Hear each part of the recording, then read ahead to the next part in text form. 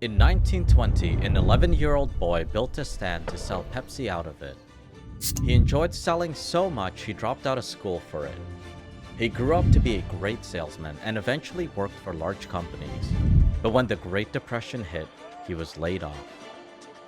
Jobless, he was forced to sell potato chips from his car. He would sell them at grocery stores, gas stations, schools, and hospitals, anything to survive. And he did this every single day.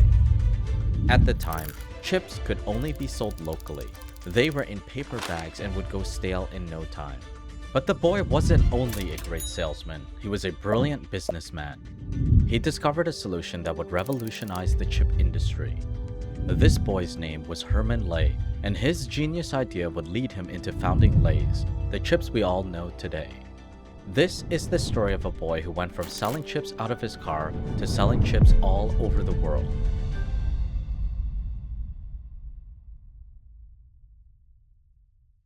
Before we get into the next part of our story, we'd like to thank our sponsor, Established Titles. It's the best gift for someone who always wants to be treated like a lord or lady. Now you can make that happen. Established Titles is a project based on a historic Scottish custom where landowners are referred to as lairds or lords and ladies in English. It works by buying as little as 1 square foot of dedicated land in Edelston, Scotland. You will receive a certificate with your unique plot number showing the exact location of your land, and they even plant a tree with every order partnering with global charities. 1 tree planted and trees for the future. You could officially get your name changed to include your lord or lady title and add it to your credit card or plane ticket. The first 200 people purchasing a title pack through our link will be in walking distance to our plot. Established Title makes a great last-minute gift for your loved ones. Established Titles is actually running a massive discount with an additional 10% off if you use code HOOK10. Go to establishedtitles.com/hook10 today.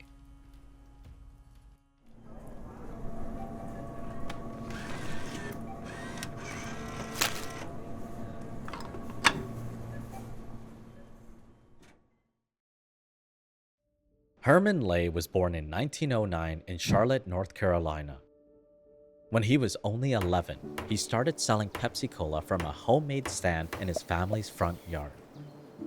Herman charged only 5 cents, while the baseball park across the street cost 10 cents. His stand was so successful that he managed to hire other kids to work for him while he delivered newspapers. After graduating from high school, Herman attended Furman University on an athletic scholarship. But after 2 years, he decided to drop out to work instead. First, Herman and a friend invested $100 each to sell ice cream along a parade route. Unfortunately, the route changed at the last minute and the two were left with nothing but melting ice cream. Afterward, Herman worked a number of odd jobs before snagging a salesman position for the Sunshine Biscuit Co. At the time, Sunshine Biscuit was one of the biggest cookie makers in the US and already known for inventing the precursor to Oreos, Hydrox. Herman was sure to make good money, but his time at Sunshine Biscuit was cut short. When the Great Depression hit, Herman was laid off. Desperate to find a new job, Herman searched through newspaper ads for work and wrote to hundreds of employers. After his 200th letter, Herman finally received an offer, but was more disappointed than excited. The offer was a position as truck driver for the Barrett Snack Food Co. At the time, the salty snack business barely existed. Companies like Barrett offered few products like potato chips and were struggling to make sales. Meanwhile, the candy business was thriving. Many Americans were looking for cheap meals to feed their families and relied on bars like Chicken Dinner and Meal for Your Mouth. Herman didn't believe there was a future in potato chips and would have preferred to be a salesman than a truck driver. He hesitated to accept Barrett's offer, and by the time he did, it was too late. The position was filled. Fortunately, Barrett offered Herman a position as an extra salesman instead. From his car, Herman would sell potato chips to grocery stores, road stands, gas stations, and anywhere else he could think of. Later that year, Herman managed to borrow $100 to start his own distribution company and take over a small warehouse. He finally got his first step up in the business.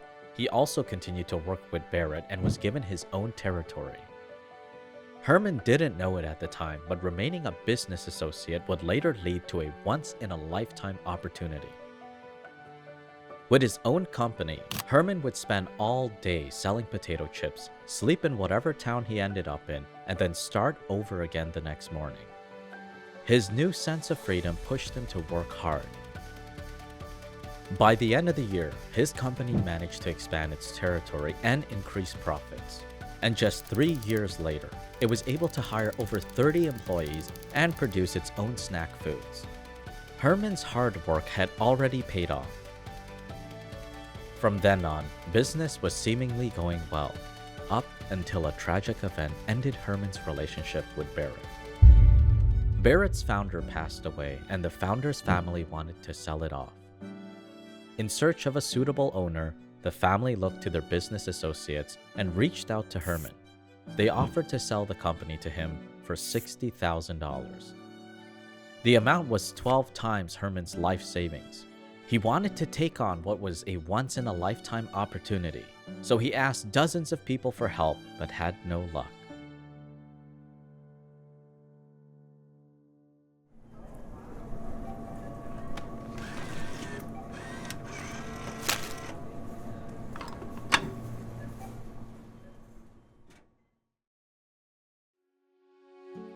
Not wanting to pass up the opportunity, Herman took a risk that could have crippled him for years, taking out a $30,000 bank loan.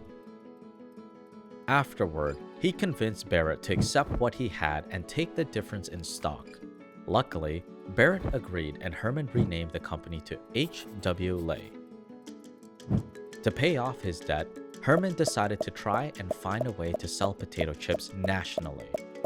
It had yet to be done by any company since it was difficult to preserve and ship potato chips. At the time, potato chips were simply dipped out of a barrel, placed in paper bags, and sealed with paper clips, which made them prone to becoming soggy, stale, or spoiled. Fortunately, it wasn't long until Herman discovered advanced solutions to preserve and ship potato chips. First, Herman leveraged the technology used to preserve photographs and stamps to create a special bag and seal, glassine. Glassine was not only resistant to moisture, dust, and grease, but helped keep the potato chips stay fresh longer. Later, Herman developed a machine to automate the process of packaging multiple potato chip bags at once. To succeed in selling potato chips nationally, Herman and his team traveled to different regions and observed dozens of convenience stores, grocery stores, and supermarkets. The goal was to come up with a strategy to take over half of their customers within a week. By the end of the year, Lay's was selling its potato chips in 10 states, from Florida to Wisconsin. Their aggressive business approach paid off. However, Herman would soon learn there are some things you can't prepare for. America entered the Second World War, and Lay's was forced to shut down.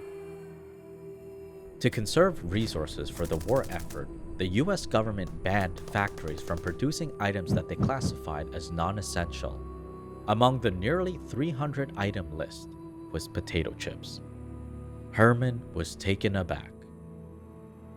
He believed potato chips should be classified as essential since they were resistant to spoilage and didn't require refrigeration or cooking.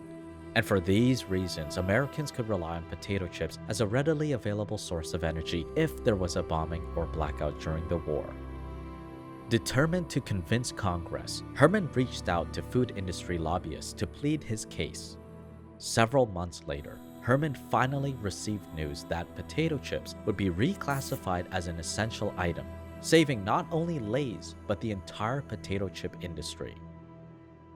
By the time the war ended, Lay's became the second largest food company in the US. Meanwhile, Frito held the #1 spot.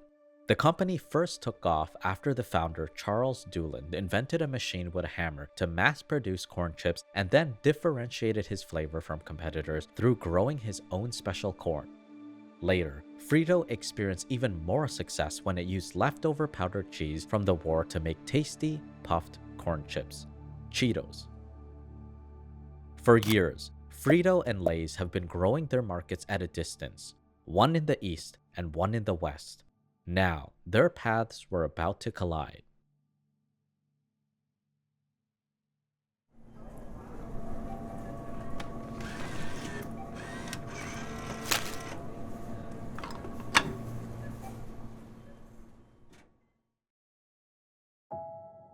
One day, Herman discovered that Charles wanted to open a Frito factory in Lay's territory.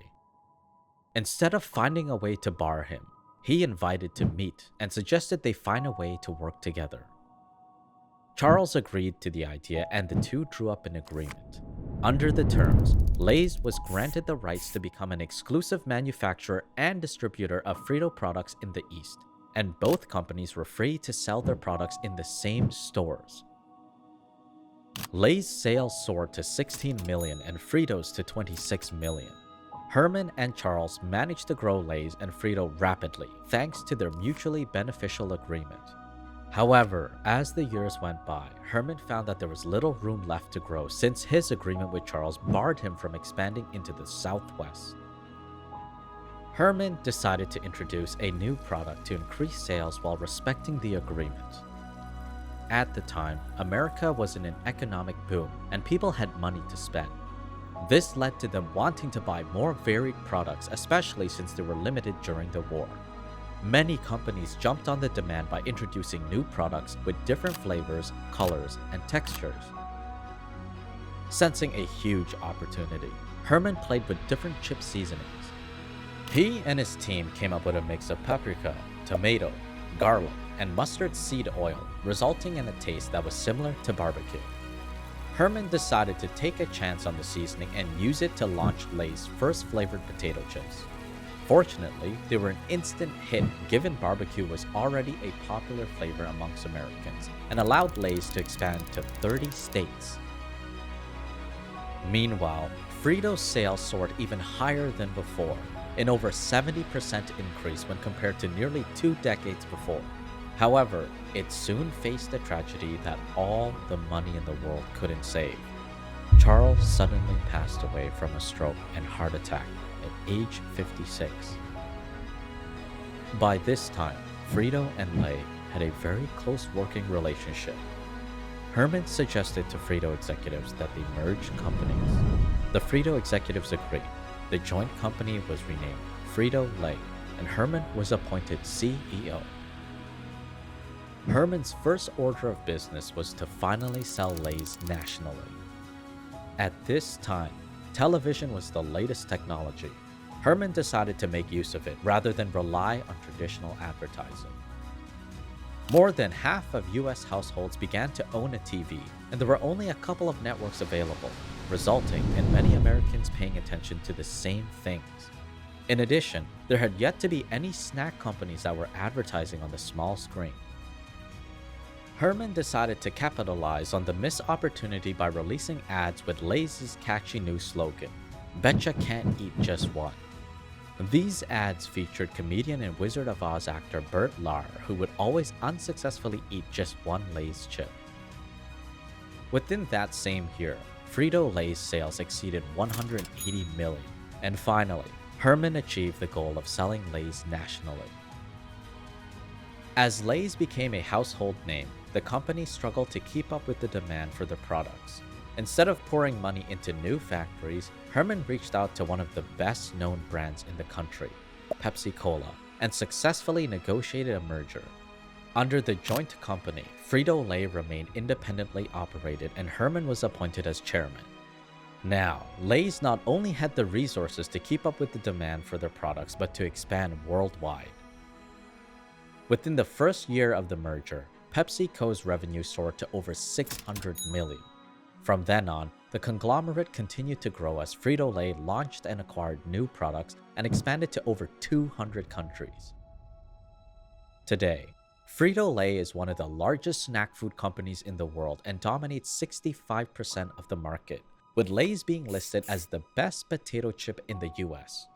The company is also PepsiCo's most profitable division, accounting for half of its $12.2 billion in sales. This is the story of how the founder of Lay's went from being an 11-year-old kid who sold Pepsi-Cola for 5 cents to being the CEO of a worldwide snack company worth over $16 billion. For more videos on major brands, be sure to subscribe to our channel and ring the bell so that you don't miss an episode.